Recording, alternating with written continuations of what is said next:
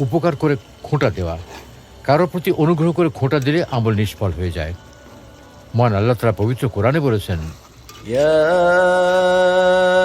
أيها الذين آمنوا لا تبطلوا صدقاتكم بالمن والأذى كالذي ينفق ماله رئاء الناس ولا يؤمن بالله واليوم الآخر। হে মুমিনরা, দানের কথা প্রচার করে এবং কষ্ট দিয়ে তোমরা তোমাদের দানকে সেই ব্যক্তির মতো নিষ্ফল করো না, যে নিজের সম্পদ লোক দেখানোর জন্য ব্যয় করে থাকে এবং আল্লাহ ও পরকালের প্রতি বিশ্বাস রাখে না। গোপনে পাপ করা। আল্লাহ গোপনে কাজ করা অপছন্দ করেন। এই প্রকাশ্য পাপের মতো গোপন পাপও পরিহার করা উচিত। সাওবান রহমতুল্লাহ আলাইহি থেকে বর্ণিত, নবী সাল্লাল্লাহু আলাইহি ওয়াসাল্লাম বলেন,